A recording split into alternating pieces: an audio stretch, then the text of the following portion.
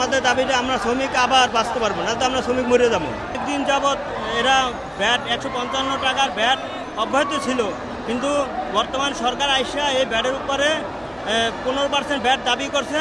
অনেক কোম্পানিরা বলছে যে এই ভ্যাট দিলে তো সম্ভব না, কারণ আমরা অনেক লক্ষ লক্ষ শ্রমিক আছি পঞ্চায়েত এবং জগতে প্লাস্টিক অনেক দিন যাবৎ এরা এখন বন্ধ করে দেবে কোম্পানিরা, কারণ ভ্যাট দেওয়া 15% ভ্যাট দেওয়া সম্ভব না।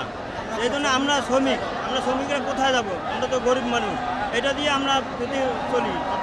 পূর্বে ভ্যাট ছিল না, এটা অব্যাহত ছিল, 155 টাকা ভ্যাট অব্যাহত ছিল থাকার কারণ এখন যখন ভ্যাট নির্ধারিত করছে, এখন আমাদের কোম্পানিরা এটা তো চলবে না, আমাদের শ্রমিক অনেক ফ্যাক্টরি বন্ধ করে দেবে। আমরা শ্রমিকের উপরে এখন শ্রমিক কোম্পানি বলতে আসছে যে আমরা ফ্যাক্টরি চালাইতে পারবো না, 15% ভ্যাট দেওয়া সম্ভব না।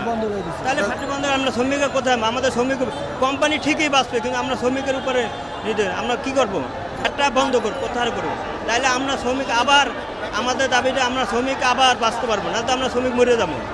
কোম্পানিটা ঠিকই বাঁচবে, কিন্তু আমাদের শ্রমিকের বাঁচা সম্ভব নয়। আর এইটা প্রত্যাহার করার জন্য ভ্যাটটা আমরা চাই প্রত্যাহার করি, তাহলে আমরা শ্রমিক আবার বাঁচবো, নাহলে তো অনেক কোম্পানি বন্ধ হয়ে যাবে।